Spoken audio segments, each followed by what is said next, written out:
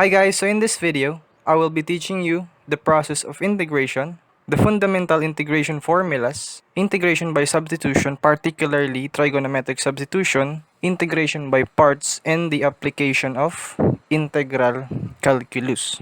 So let's start here in our first sample problem. So in our first problem, we have here the integral of x raised to 4 plus 4 dx.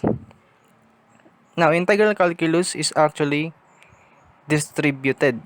So, we have here integral of x raised to 4 dx plus 4 integral of dx. So, ang constant guys is, we can bring that outside. So, we have here plus 4 integral of dx. So here guys, this is actually a power formula. So the power formula in integral calculus is given by integral of u raised to n du is equal to u raised to n plus 1 all over n plus 1 plus c. So yung plus c guys is, explain natin yan in my previous video. So you have here x raised to 4 plus 1 all over 4 plus 1 plus we have here 4x plus c. So, simplifying, we have here the integral of x raised to 4 plus 4 dx is equal to x raised to 5 all over 5 plus 4x plus c. So, that is our final answer. In this next problem, we have the integral of x squared minus 5x plus 2 minus 1 over x. You have here dx. Now we can distribute this. So we have the integral of x squared dx minus yung constant, pwedeng ilabas. So integral of x dx plus we have 2 integral of dx minus we have here the integral of dx all over x. Now in this first expression, you can use the power formula. So you have here x, you have 2 plus 1 all over 2 plus 1. So minus 5, we have here power formula x raised to 1 plus 1 all over 1 plus 1. Plus, you have here 2x minus, so this expression is actually, you have ln. So as we call, the integral of dx over x is ln x because the derivative of ln x is dx over x. So it's the reverse. You have here the integral of x squared minus 5x plus 2 minus 1 all over x. You have dx. So we simplify this answer. We have that is equal to, you have x cubed over 3 minus 5x squared over 2 plus 2x minus ln x plus c. That's our final answer. In this next problem, we have the integral of x cubed plus 1, the quantity, you have cube times x squared dx. Now, we can try solving this using power formula. So, we can have here the exponent. So, you have the power formula u raised to n du. That's the integral. Is equal to, you have u raised to n plus 1 all over n plus 1 plus c. Now, the first step guys in solving all integral calculus problem is to let u here. So, let u is equal to x cubed plus 1. So, you can see. And Rn is equal to 3 here. Then, we find his derivative of u. So, du equals to power formula here. So, that is 3x squared dx plus derivative of constant, that is 0. Then, next step is to substitute this into our original formula. So, you have here x cubed plus 1, the quantity, cube. Then, we substitute du, that is 3x squared dx. Now, the next step is to compare this to our original given. So, as we can see here, we have 3 here. But in the original equation, we don't have. So, we need to balance this. So, we multiply 1/3 in order for that to be equal to our original given. Then, we can actually perform the formula. So, 1/3 times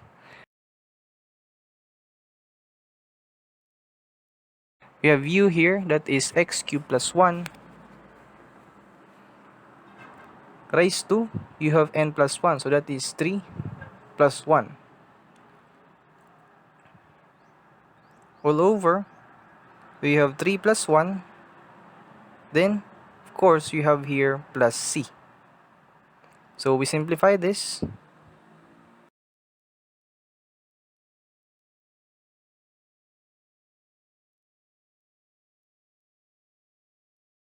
So that is x cubed plus 1 raised to 4 over 12 plus c. So that is our final answer. Now, in order to check whether your answer is correct, let's differentiate this function. So the derivative of x cubed plus 1 raised to 4 all over 12. So we need to bring this back to our original given, which is the derivative. So we have here power formula. So 4x cubed plus 1 raised to, you have 4 minus 1, so that is 3. Then differentiate the inside part. So that is 3x squared plus 0. So 1 is 0, the derivative of constant. So we simplify this. We have x cubed plus 1 quantity cube times x squared dx. Now we can prove that this is equal to our original given here. So it means that our answer is actually correct. So in this next problem, we have the integral of, we have x dx all over x squared minus 1. Now, these problems can actually be solved using ln. So we have here the derivative of ln u, as we recall, that is equal to, you have du all over u. Then we find these elements in the formula. So we integrate both sides. You can say that the integral of du over u is actually equal to ln u plus c. So it's just the reverse. Then we find those elements. So we let u here. So u, by inspection, that is x squared minus 1. So let u equals x squared minus 1. So derivative of u, power formula, you have 2x dx minus 0. So that is a constant. Now, we substitute this to our original or into our formula. So we have integral of du is 2x dx all over u. U is x squared minus 1. Then we compare it to our original given. So what's the difference? So as you can see here, we have here a 2 expression. So in order for this to be equal, we need to multiply this by 1/2. So that's a balancing constant. Now, that is equal. So we can perform the formula. So 1/2 ln, so u is x squared minus 1. So you can check this by differentiating this answer. So in this next problem, we have the integral of e raised to negative x dx. As we recall, we have the derivative of e raised to u is equal to e raised to u, then differentiate the exponent. So that is du. Then, integrating both sides, we can say that the integral of e raised to u du is actually equal to e raised to u plus c. Now, we find those elements in the formula. So we have here u. So let u is negative x. Then du is equal to negative dx. Next, we substitute. So we have here integral of e raised to u. U is negative x. Then du is negative dx. Then we compare. Comparing this, so this is a negative. But the original function or the original expression is positive. So we multiply negative 1 to the other side. So this is now equal. So that's a balancing constant. Then we can perform the formula. So that is negative. Let's copy it. So we have e raised to negative x. So we have here plus c. That is our final answer. Next problem, we have the integral of sine 1/2 theta derivative of theta. Now, as we recall, we have here the derivative of cosine u is actually equal to negative sine u du. Then we simplify this, we can say that the negative d cosine u is equal to sine u du. We just transpose negative to the other side. And integrating both sides, we can say that the integral of sine u du is equal to negative cosine u plus c. Then we apply this formula. So let u. So u is actually equal to 1/2 theta. Then we have here du is equal to, we have here 1/2 derivative of theta. Then next step is to substitute. Substitute it to our formula. So we have here integral of sine. So u is theta over 2. So that is 1/2 theta. Du is, you have 1/2 derivative of theta. Then we compare. So comparing it to original expression, we can say that this is not equal. So to make it equal, we have to multiply it by, we have 2. Because we have here a 1/2. So this is now equal. So that's the step, guys. You need to remember that because it's really important. We have here 2 and apply the formula. So negative. So that is negative 2. That is cosine. So u is theta over 2. So we have here plus c. So that is our final answer.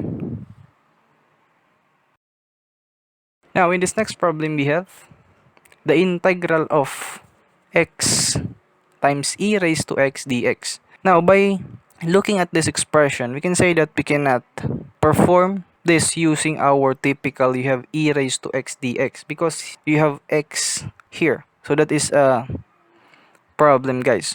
But we have this method called integration by parts. So saan ba galing yung integration by parts? So as you recall, we have the derivative of uv. You have these two expressions. So is equal to, you have u dv plus you have v du in our differential calculus. So integrating both sides, we can say that we have here uv equals, so the integral of u dv plus the integral of v du. We have here. Then we can say that the integral of u dv is just equal to uv minus, so transposing that to the other side, integral of v du. So that is our formula for integration by parts. Then we find those elements in the formula. So let u, so let's say that is x. Then so you have here the remaining. So that is dv is equal to e raised to x dx. Then we find all those elements in the formula. So you have here du, that is equal to dx. Then v, so integrating both sides, you can say that v is equal to, you have e raised to x. Then next step, guys, so pare-pares lang yung step, we substitute all the elements in the formula.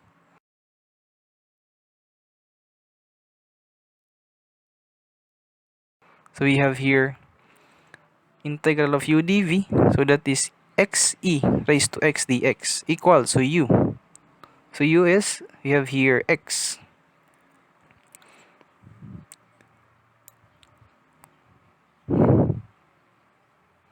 So u is x, so v is e raised to x minus integral of v du. So integral of, you have here v. V is, you have e raised to x. Then du is dx. Now, we can say that x e raised to x minus, so integral of e raised to x dx is just e raised to x. So you have here plus c.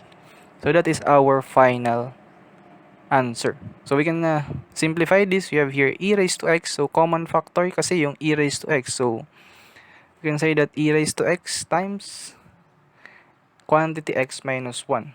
So this is our final answer. In this next problem, we have the integral of x squared sine x dx. Now, we can say that we can still use integration by parts because we cannot solve this using our typical formula. So you have here the integration by parts. So u is, let's say that is x squared. So let u as x squared and dv as sine x dx.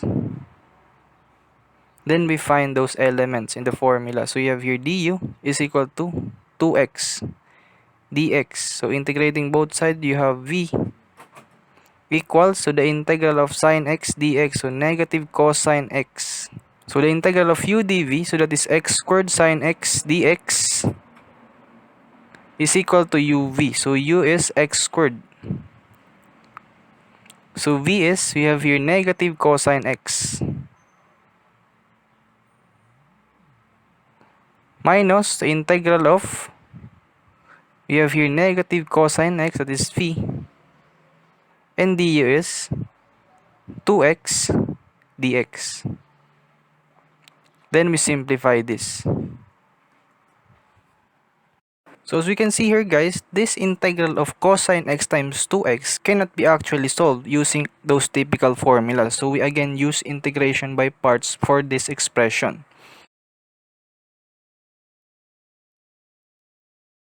So we can simplify this as, you have x squared sine x dx, the integral is equal to, you have negative x squared cosine x. So negative times negative, so that is positive. So times 2 integral of x cosine x dx. Now, this x cosine x dx can be solved using integration by parts. So we have here the integral of x cosine dx.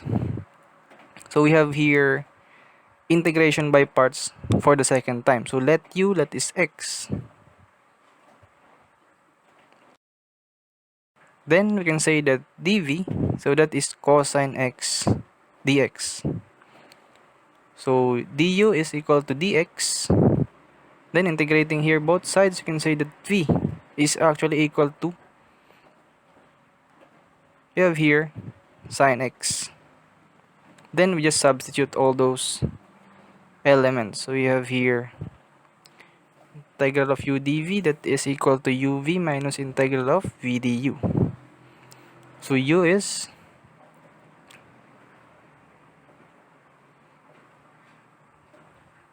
so u is equal to x and v is sine x. Then you have here minus integral of v du. So v is, we have here sine x.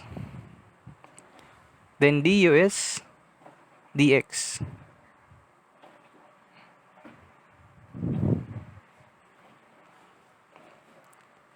So we simplify this, we have x sine x. So integral of sine x is actually equal to negative cosine x. So we have here plus c.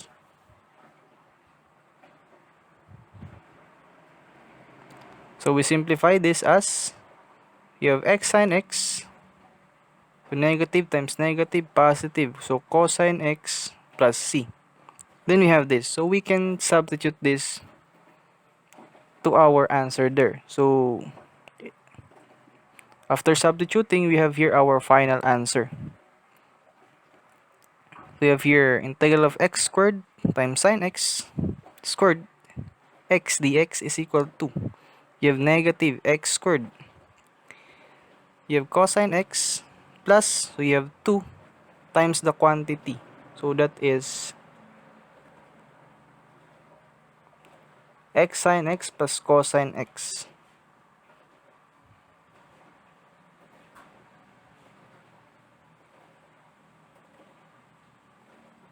And don't forget to add c. So that is plus c. Then we simplify this, we have,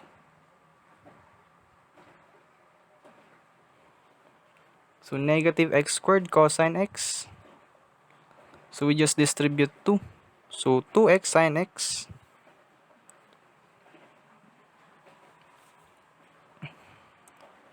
plus 2 cosine x plus c. So that is our final answer.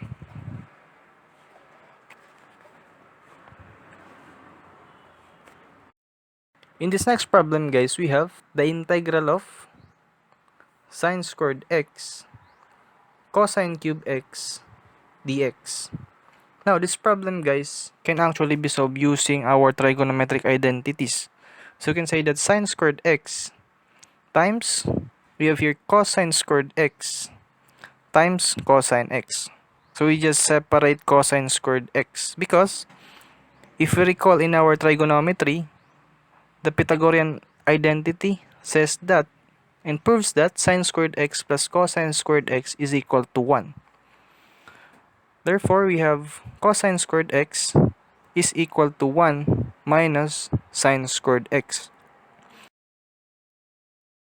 Then we can substitute this to our given. So sine squared x, so cosine squared x is 1 minus sine squared x times, we have here cosine x dx. Then we simplify this. So we just distribute sine squared x and cosine x. So that is integral of sine squared x minus, so just multiply sine raised to 4 x. So times the quantity, we have here cosine x. So the integral of sine squared x cosine x dx minus the integral of sine raised to 4x cosine x dx. Now, using power formula, so let's go back to our power formula here. So integral of u raised to n du is equal to u raised to n plus 1 all over n plus 1 plus c. So we let u here. So u is, we have sine x. So the exponent is 2 for this expression. And to the other expression, you have 4. So we can say that sine squared x. And to the other, we have sine raised to 4x. So u is sine x. Then du is, so the derivative of sine x is cosine x dx. Then we just substitute that to our original formula. So we have sine x. So n is 2. So cosine x dx yung du natin. So that is equal to, you have u. So that is sine x raised to, we have cube all over 3. So plus c. So here, you can say that it is the same. So u is sine x. So but n is 4. Du is cosine x also. So you can say here that the integral of this is sine raised to 4 plus 1. So that is 5. Sine raised to 5 all over 5. So we have here plus c. Then you just combine this to have our final answer. If here the integral of sine squared x cosine cube x dx is equal to, you have sine cube x all over 3 minus sine raised to 5x all over 5 plus c. So that is our final answer. Next problem, we have the integral of dx all over, we have x squared times 4 plus x squared raised to 1/2 or square root. So in this problem, guys, we can say that we cannot use our typical formulas. So you can see here we have this expression 2 squared plus x squared. So this is a resemblance of our triangle. So we have here, you can say that this is theta. So this is our right triangle. We have this side 2 and x. Then this hypotenuse is actually equal, you have here 2 squared plus x squared. So we can represent that as z. So z is just equal to, we have 2 squared plus x squared raised to 1/2. So this is a process you call trigonometric substitution. So tangent theta is equal to x over 2. Therefore, you can say that x is equal to 2 tangent of theta. Then we can substitute this to our original given. So we find dx. So if x is 2 tangent theta, so what is dx? So x is equal to 2 tangent of theta Therefore, dx, derivative of x is equal to 2. So, the derivative of tangent theta is secant squared theta, derivative of theta. Now, we substitute this to our original given. So, you have here dx, meron tayong x, so substitute na lang. So, integral of dx all over, you have x squared,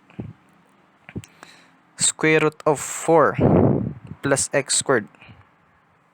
So, substitute natin. So, we have integral of, so dx is 2 secant squared theta, derivative of theta, all over, so x is, you have 2 tangent of theta, so you have here squared, times the square root of 4 plus x squared. So that is 2 tangent of theta, so squared. So that is equal to, you have 2 secant squared theta, derivative of theta, all over, you have here 4 tangent squared theta times the square root of 4 plus 4 tangent squared theta. So we just simplify this, guys. So further simplifying, we can say that you have here 2 secant squared theta, derivative of theta. We have here 4 tangent squared theta. So in our square root expression, so 4 is a common, so you can factor that out. Then you can bring that outside, so square root of 4, so that is 2. This is 1 plus tangent squared theta. So you can bring this square root of 4 outside, so that is 2. So simplifying, so we have the integral of 2 secant squared theta, derivative of theta, all over, I have here 4 tangent squared theta. So square root of 4, so that is 2. So square root of 1 plus tangent squared theta. So we simplify this. So we have here cancel 2. So we have here 1/4. So that is 1/4 integral of secant squared theta, derivative of theta, all over tangent squared theta, times the square root of 1 plus tangent squared theta. So 1 plus tangent squared theta, as we recall, it is equal to secant squared theta. So that is our trigonometric identity. So you can say that that is equal. So you can prove that using trigonometry. So that is secant squared theta. So this is the square root of secant squared theta. We have here 1/4. So integral of secant squared theta, derivative of theta, all over, you have tangent squared theta. So square root of secant squared theta, so that is secant theta. So further simplifying, you can say that 1/4 times the integral of, you have secant theta, derivative of theta, all over tangent squared theta. Then if secant theta is equal to, we have 1 over cosine theta, then tangent theta is equal to, we have sine theta all over cosine theta. We can simplify this as, you have 1/4, so secant theta, derivative of theta, all over, you have tangent squared theta. So 1/4, so secant theta, so that is 1 over cosine of theta. So 1 over cosine of theta, derivative of theta. So all over sine squared theta, all over cosine squared theta. Then we simplify this as, so cosine squared can be bring up.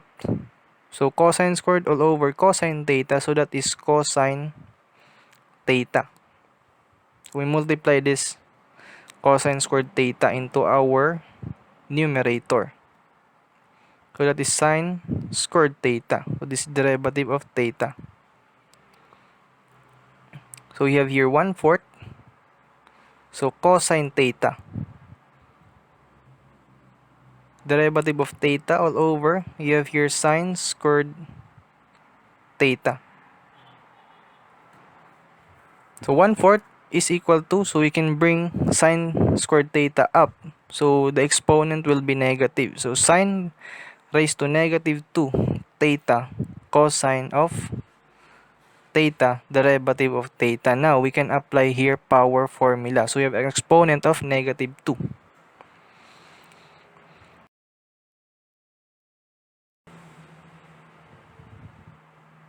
So from power formula, we have u raised to n du, that is the integral, is equal to u raised to n plus 1 all over n plus 1 plus c. So let u. So that is sine theta. Perhaps we can bring this outside. So that is exponent negative 2. So u is sine theta. So you have here n as negative 2. So we have du as cosine of theta, derivative of theta. Then we can substitute this. So 1/4 times the integral of, so sine theta raised to negative 2 cosine theta, derivative of theta. So that is 1/4 times, can apply the formula. So 1/4 sine theta raised to, you have here negative 2 plus 1 all over negative 2 plus 1. So plus c. So we can simplify this as, you have 1/4, so that is negative sine raised to negative 1 plus c.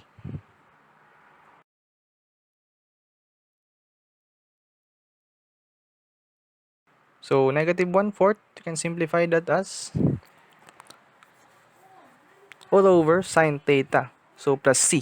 We should bring back this in terms of x. So let's go back to our triangle. So our triangle, we have this theta. So our adjacent is, you have 2 and opposite is x. So therefore sine theta is equal to, we have the opposite over hypotenuse. So our hypotenuse here, so that is 2 squared plus x squared. So opposite all over hypotenuse. So that is equal to, you have x all over hypotenuse is 2 squared plus x squared. So that is a square root. Now simplifying this, we can say that you have here negative 1 over 4 times sine theta is x times, we have here square root of 2 squared plus x squared. So let's simplify this. We have the square root of, so 2 squared is, so that is 4. So plus x squared all over 4, so that is a negative, times x, so that is plus c. So that is our final answer. So in this next problem, guys, we will be solving a definite integral. So the previous problems that we are solving is called indefinite integral. So what's the difference? So in a definite integral, we have a limit. So you have an upper limit and lower limit. So let's say the definite integral of x cubed dx from 2 to 6. So you have an upper limit as 6 and lower limit as 2. So you just simply integrate this. We have here power formula. So x raised to 3 plus 1 all over 3 plus 1. So from 2 to 6. Then you simplify this. We have here x raised to 4 all over 4. Then we substitute the upper limit and the lower limit and we subtract those two. So we have x raised to 4. So that is upper limit minus lower limit. So we just substitute. So 6 raised to 4 minus lower limit. So that is 2 raised to 4. Then we simplify this. But you can actually solve this using your calculator. So that is 320. Next problem, guys, this is an application of integral calculus. So our formulas in physics, in thermodynamics, in fluid mechanics, all those formulas are actually derived using integral calculus. Or perhaps you have differential calculus. But here, the application of integral calculus is used in kinematic. In this particular application, we are required to derive the formulas in motions involving constant acceleration. So we have here, so the velocity, this is just equal to your change of x or change of distance with respect to time.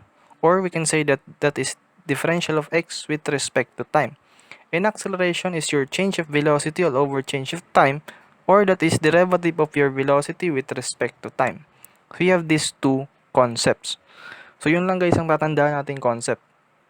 So those two basic concepts are really important. So here, acceleration is constant.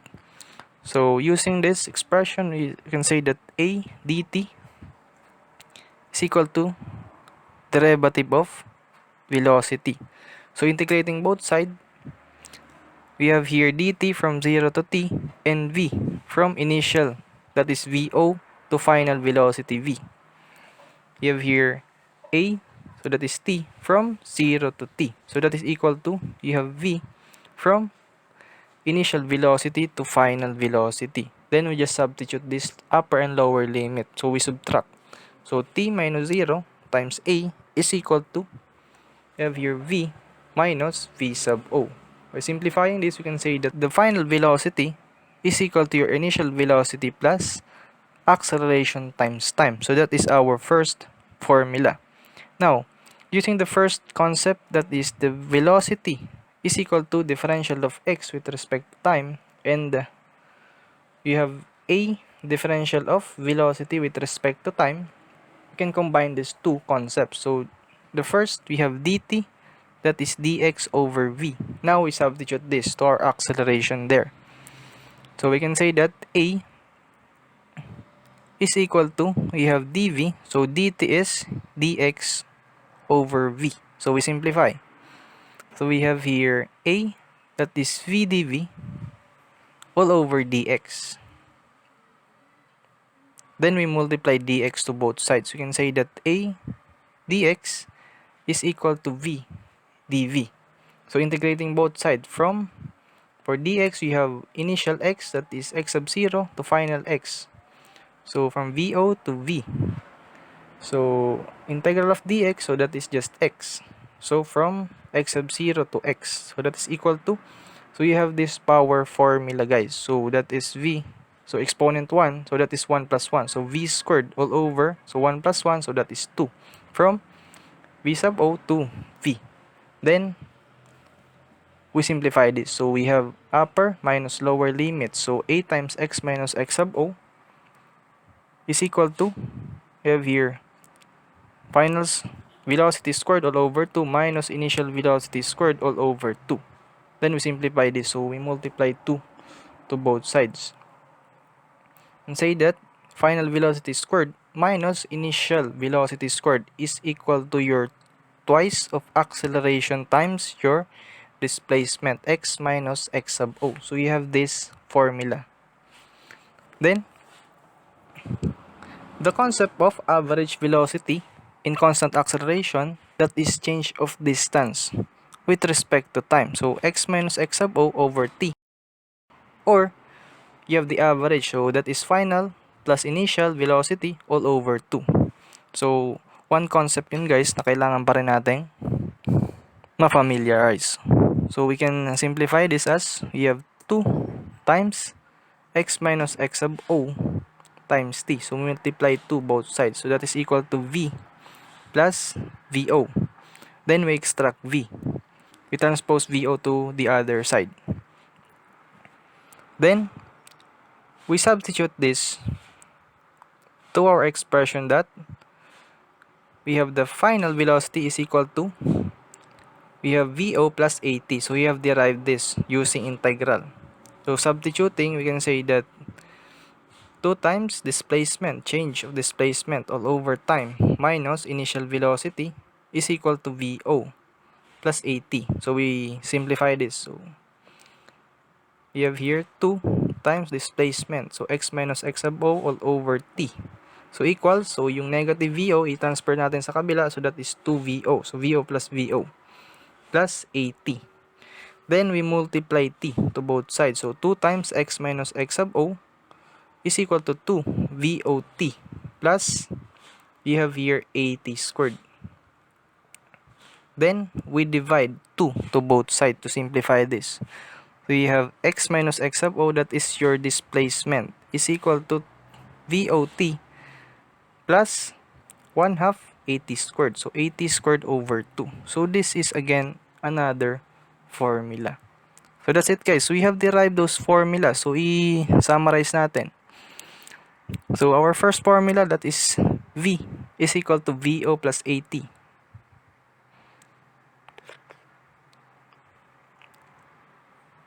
We have another formula. You have V squared minus VO squared is equal to 2A times your displacement. Then, last, we have this expression. So, x minus x sub o over t. So, the concept of average velocity. So, equals v plus vo all over 2. So, yun guys. We have derived those formulas. So, ganun guys yung application nating integral calculus. So, it's very important concept. In my next video, I'll be discussing yung area by integration. So, I hope that you have learned from this video, and keep on supporting this channel guys by clicking subscribe button and the notification bell. So, click nyo guys yung notification bell natin para tayo ay palaging updated for my next videos. So, see you guys and God bless.